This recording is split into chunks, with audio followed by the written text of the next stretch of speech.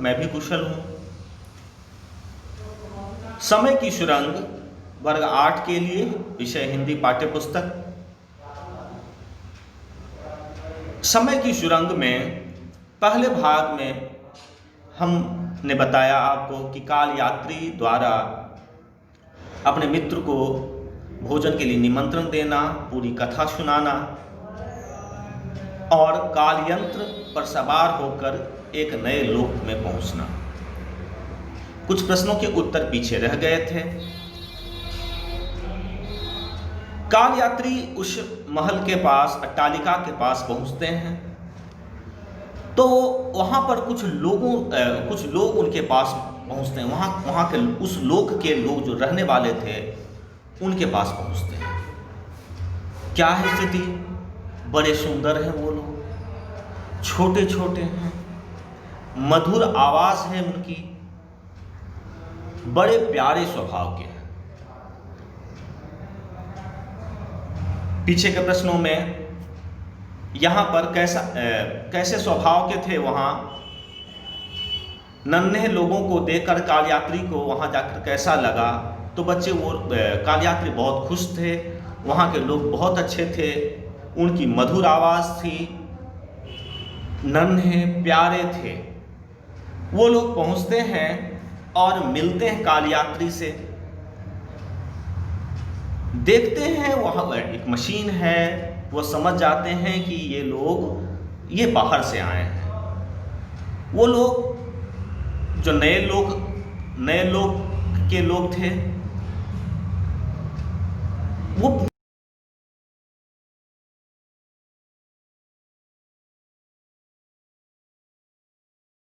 भाषा को नहीं समझ पाता है और बच्चे संवेदना के लिए भाषा की जरूरत नहीं होती है। किसी का खुश होना बिना कहे समझ में आ जाती है, किसी का उदास होना, रोना बिना किसी इशारे के हम समझ जाते हैं। तो संवेदना को व्यक्त करने के लिए भाषा की जरूरत नहीं होती है। काल यात्री समझदार थे ही वो उनकी भाषा को समझे। वो बहुत प्यार से पूछ रहे थे। वह यह भी पूछ रहे थे, वह सूर्य की तरफ इशारा करके पूछ रहे थे, क्या तुम उस लोक से आए हो? सूर्य से आए हो? काल यात्री उनकी भाषा को नहीं समझा, लेकिन उनके इशारे को समझा। नए लोग उनको उस महल में ले आते हैं। उस महल के अंदर देखते हैं कि लगभग 100 लोग बैठे हुए हैं। सभी सामने में एक से एक तरह तरह के व्यंजन हैं, फल हैं और सभी लोग खुश हैं। भले ही शायद वो भोजन करने बैठे हों, लेकिन वो सभी खुश थे। काल यात्री देखता है, घूमता है, उन लोगों के साथ रहता है, समय बिताते हैं और अपने काल यंत्र को देखने एक बार बाहर आते हैं। वह देखते हैं कि बहुत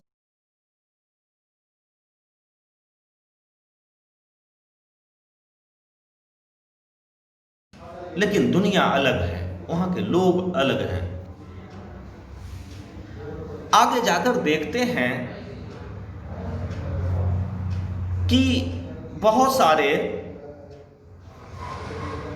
कुएं जैसे दिखते हैं और ऊपर से शेड लगा हुआ है, ऊपर से छावनी है।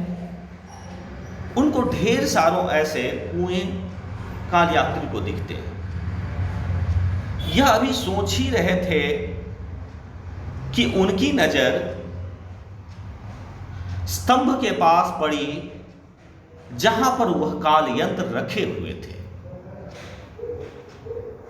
और देखते ही उन्हें बहुत बड़ी चिंता होती है। उनके काल यंत्र ही गायब है। अब वह लौटकर कैसे अपने लोक जाएंगे? वहां पर काल यंत्र है ही नहीं। घर आते हैं महल के ओर, देखते हैं सभी लोग सो गए हैं। काल यात्री ने को जगाता भी है। काल यात्री घबराया हुआ है, दौड़ रहा है इधर उधर, एक से बात करते हैं, एक को जगाते हैं। वो उठते हैं, क्या बोलते हैं पता नहीं, फिर सो जाते हैं। काल यात्री की बेचैनी बढ़ती जाती है। वह स्तंभ के पास पहुंचते हैं, उसे कुछ भी नहीं समझ में आ रहा कि मैं कहां जाऊं। वहां पर कुछ एक चिन्ह देखते हैं, ऐसा लगता है कि काल यंत्र को खींच कर कहीं ले जाया जा रहा है और उस स्तंभ की ओर ले जाया जा रहा है। काल यात्री वह उस स्तंभ पर खड़े हो जाते हैं। उन्हें लगता है कि मेरा काल यंत्र यहीं छिपा हुआ है, अगर मैं जा पाऊंगा अपने।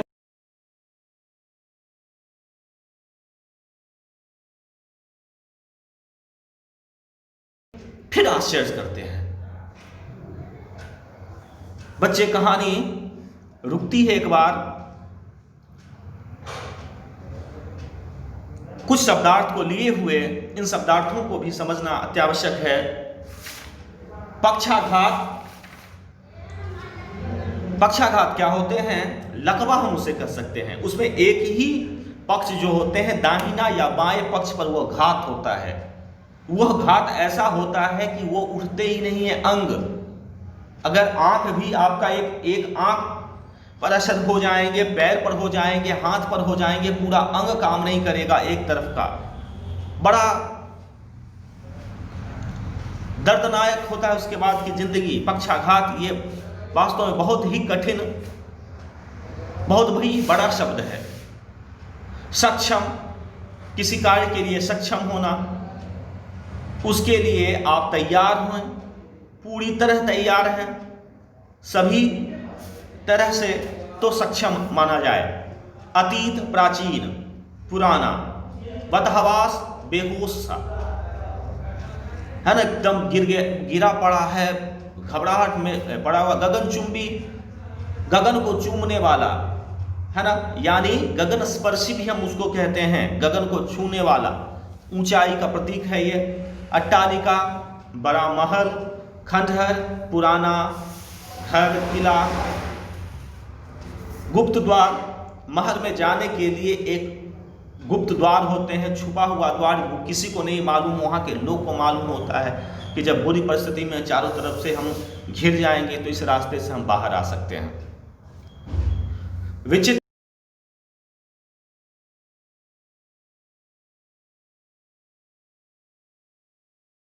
आशंका होने की संभावना, उत्सुकता, जानने की इच्छा, जिज्ञासा या करने की भी इच्छा, पुरातत्व, पुराने सामानों का पता लगाने वाले पुरातत्व विभाग होते हैं, वो पता लगाते हैं कि सामान कितना पुराना है, जियोलॉजिकल हम बोलते हैं उन्हें।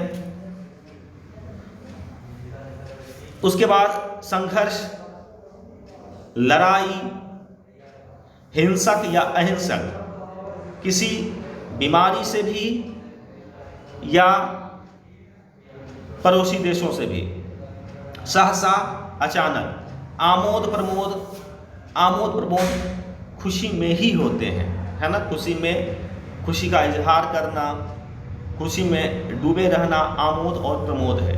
अविश्वसनीय, जिस पर आप विश्वास नहीं कर सकते, इतना अच्छा, अविश्वसनीय, जब आप बहुत अच्छा कार्य भी करते हैं तब भी आपको बोला जाता है अविश्वसनीय। बच्चे, मैं आगे की कहानी लेकर आऊँगा। अभी हम यही देखते हैं कि काल यंत्र गायब है ना। तीसरे और अंतिम भाग लेकर आपके पास उपस्थित होता हूँ। तब तक के लिए धन्यवाद।